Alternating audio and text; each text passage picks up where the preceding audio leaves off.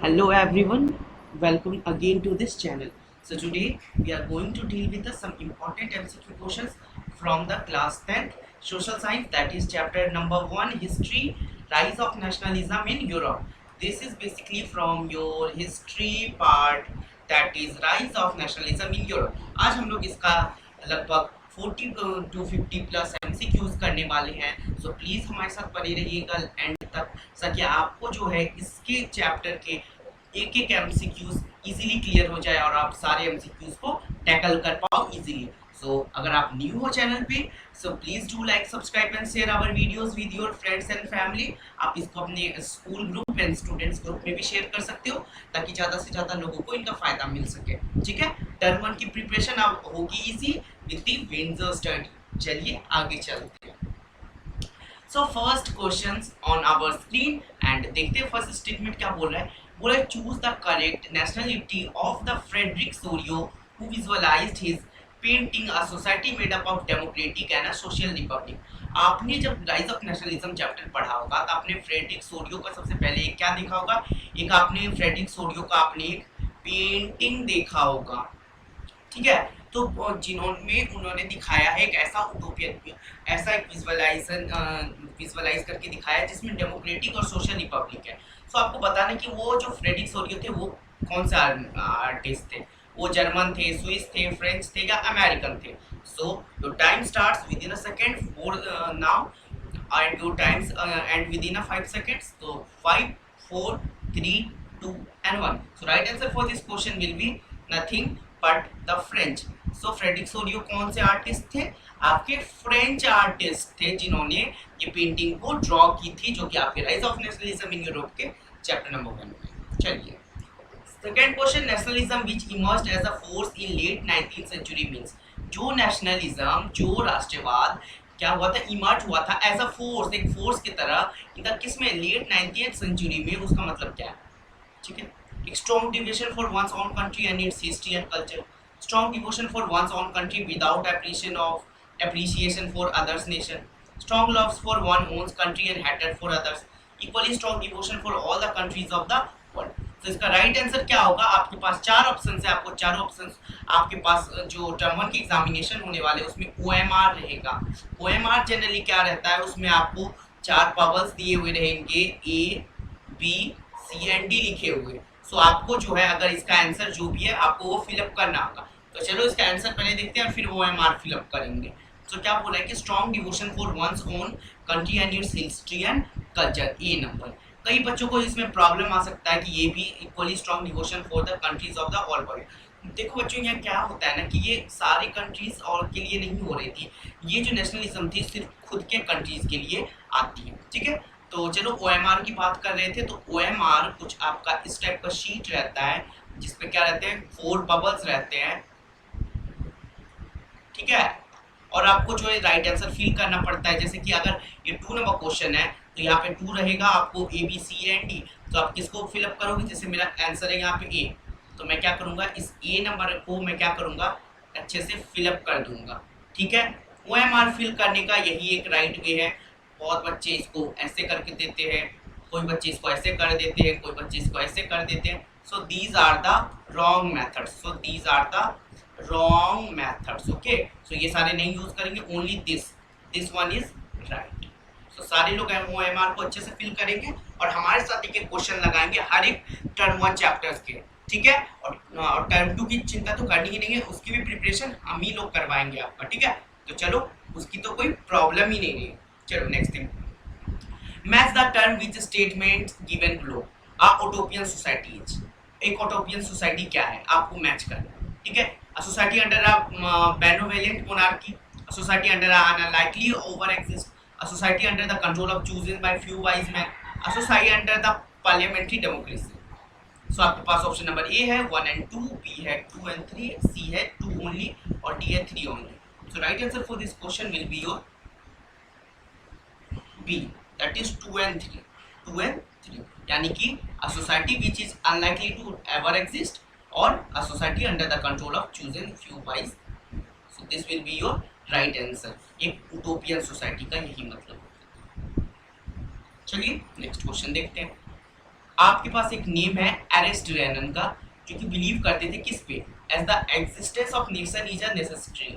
क्यों existence of nation, उनका कहना था कि एक नेसेसिटी है। क्यों नेशन का एग्जिस्ट करना जरूरी है, क्यों जरूरी है, एरिस्टोटेलियन ने क्या बोला था, चलिए देखते हैं। It ensures the protection of all inhabitants, it ensures the liberty to all inhabit citizens, it ensures the parliamentary form of government to its inhabitants, it ensures the job and good health and to its all inhabitants। ठीक है, आपको जो है इस questions को अगर आप fill up करना चाहते हो लाइन बाय लाइन एनसीईआरटी नहीं, अगर एनसीईआरटी आप अच्छे से पढ़ पा रहे हो तो उसकी भी वीडियोस हम लोग जल्दी दे देंगे, और आपको वन शॉट वीडियोस मिल जाएंगी इन सारे चैप्टर्स की, आप उसको देख लो, एक एक कॉन्सेप्ट क्लियर हो जाएंगे। एट लास्ट एनसीईआरटी तो पढ़नी ही है आपको, अगर एक बार गो थ्रू हो जाते हो एनसीईआरटी के लाइन बाय लाइन, सो आप इसको कर सकते हो क्वेश्चंस को। तो आई होप कि आपने इस क्वेश्चन को किया भी होगा, अभी तक आपको पता चल गया होगा इतने मंथ्स में, ये फर्स्ट चैप्टर हिस्ट्री का, तो सो आपने इसका कर दिया होगा, that is option number B सही है। So it ensures the liberty to the all inhabitants of citizens. ठीक है, तो ओएमआर में क्या भरेंगे, बी नंबर है ना, बी नंबर को पूरा फिलअप करना, so B is the right answer. ठीक है, चलिए next question. Which of the following countries did not attend the Congress of Vienna? कौन सा कंट्री जो है अटेंड नहीं किया कांग्रेस ऑफ वियना को, ब्रिटेन, रशिया, प्रूशिया और स्विट्जरलैंड। आपको अच्छे से इसका आंसर पता है, क्वेश्चन ध्यान से पढ़िए सिर्फ। स्विट्जरलैंड ने किया था ट्रीटी ऑफ वियना और वियना कांग्रेस को, ठीक है। The first great revolution which gave the clear idea of nationalism with its core word liberty, equality and fraternity, वो क्या था?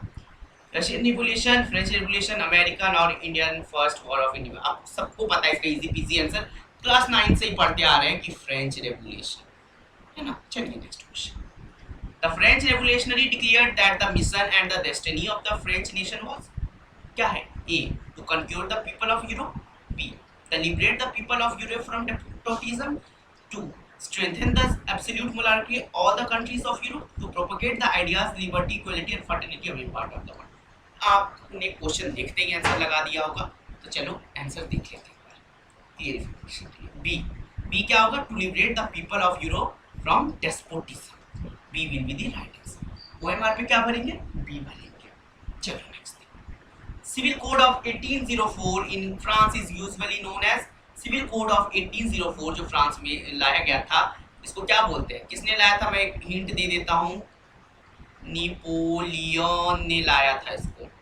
तो आप लोग को पता चल गया होगा किसका राइट आंसर क्या होगा, नेपोलियनिक कोड। क्या बोलते थे उसको? Napoleonic code. एलिमिनेट करना आंसर को सीखो। फ्रेंच सिविल कोड कहते थे क्या? नहीं। European empire code? नहीं। अब देखो फ्रांस की बात हो रही है, तो यहाँ पे ये फ्रांस की बात हो रही है ना, तो फ्रेंच रेवोल्यूशनरी कोड था क्या? ये भी नहीं। तो क्या होगा यहाँ पे? नेपोलियन। चलो, the Napoleon code was exported to which of the following regions.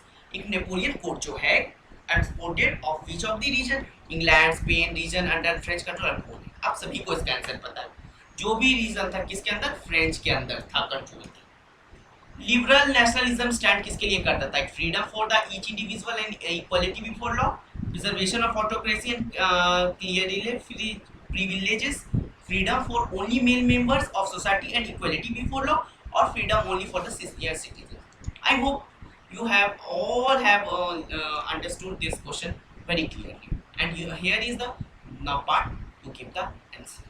So option number A, freedom for each individual and equality before law is the right answer. Okay, this will be your right answer. Just do it in your OMR sheet.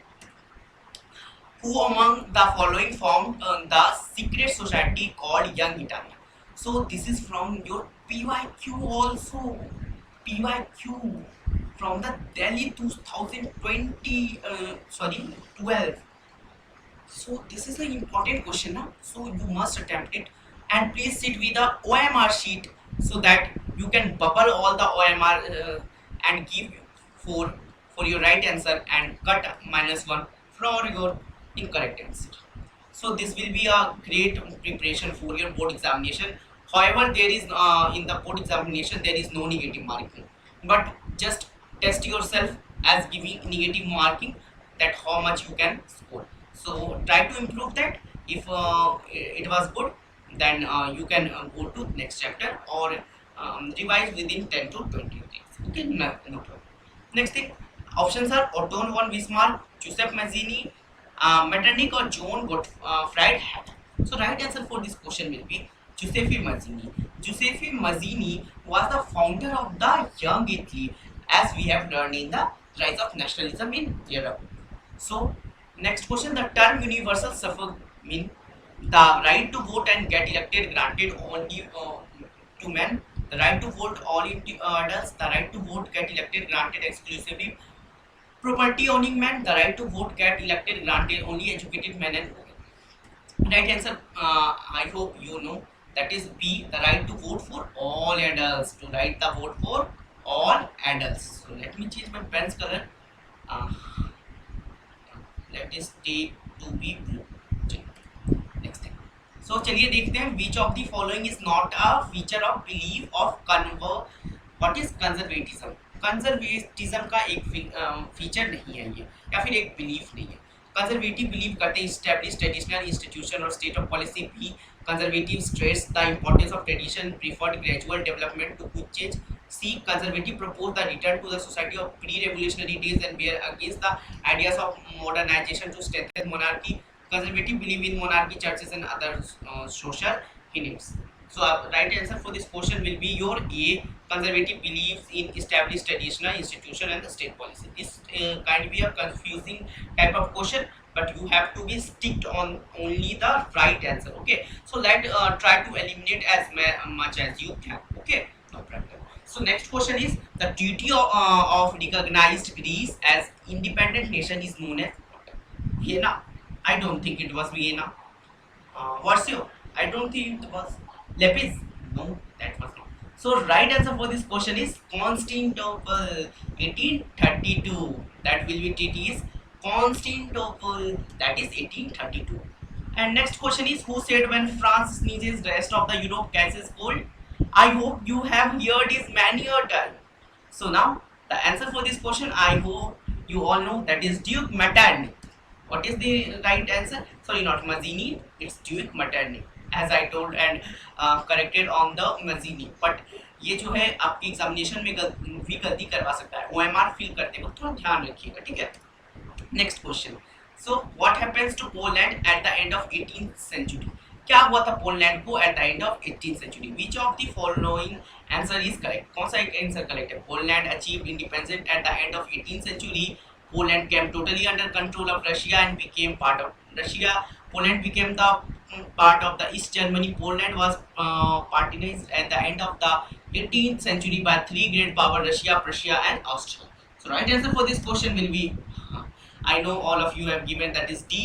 That is Poland was a partition at the end of the 18th century. Three great powers: Russia, Prussia, and Austria.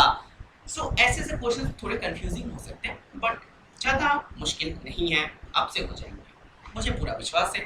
सो आपको तो खुद पे confidence होना ही चाहिए. सो अगर आपने अभी तक हमारे चैनल को जो लाइक नहीं किया है, सब्सक्राइब नहीं किया है और शेयर नहीं किया है, तो प्लीज़ ये 3 काम कर लो जल्दी से, क्योंकि ऐसे ही वीडियोस जो हैं आपको जो है बहुत सारे मिलने वाले हैं.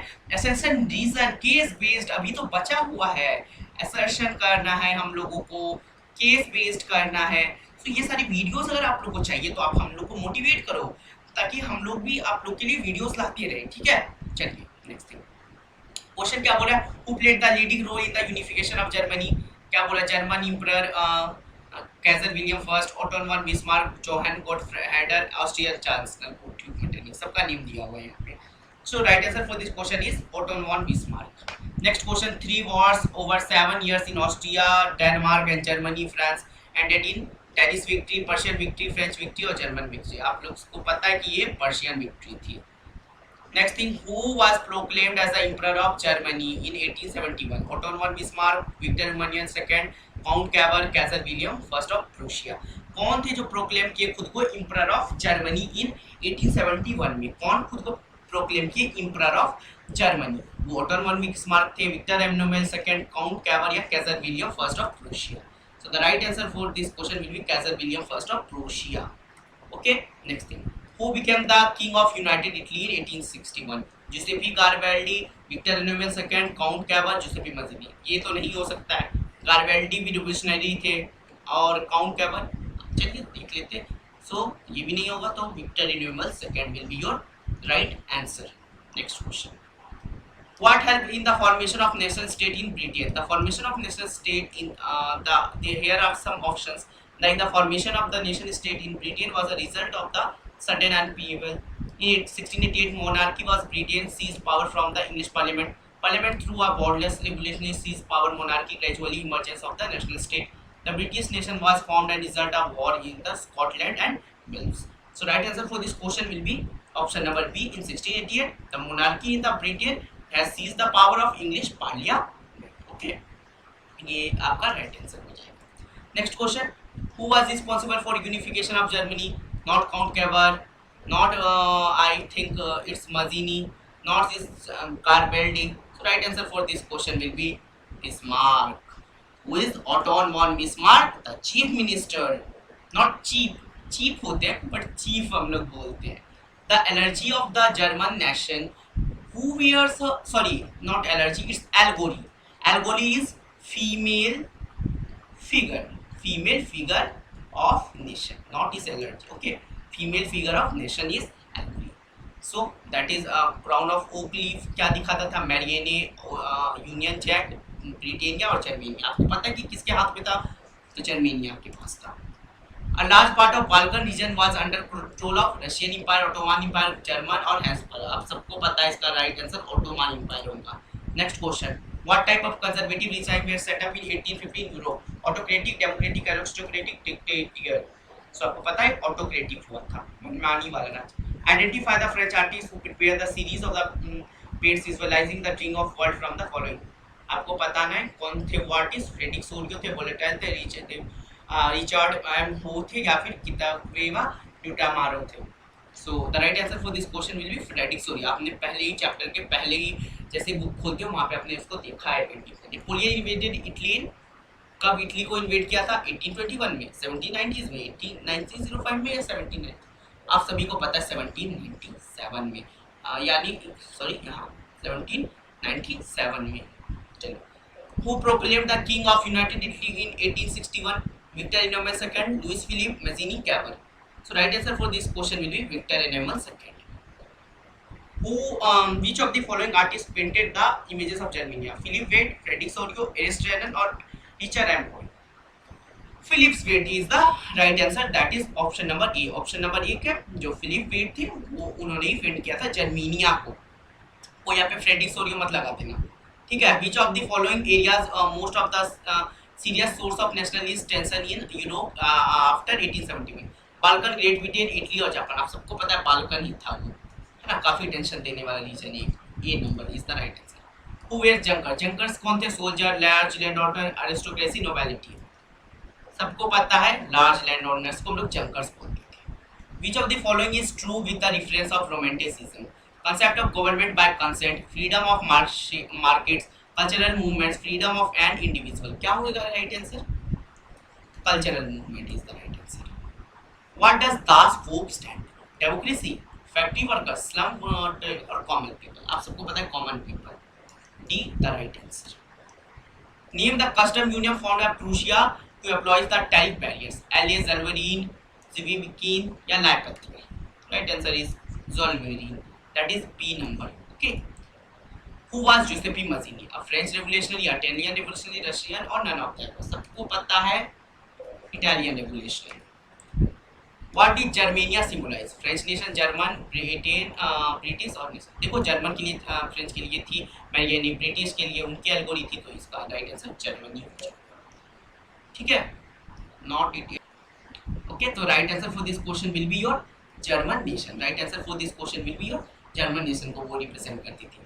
The first clear expression of nationalism came with, आप सभी को पता है राइट आंसर हो जाएगा French revolution. Next question, what does the blindfolded woman carrying a pair of weight scale symbolize? Peace, equality, justice और लिबर्टी। आप सभी को पता है वो जस्टिस है, अंधा कानून। What does absolute mean? Philosophy, theory, monarchial government, painting. Right answer for this question is a philosophy.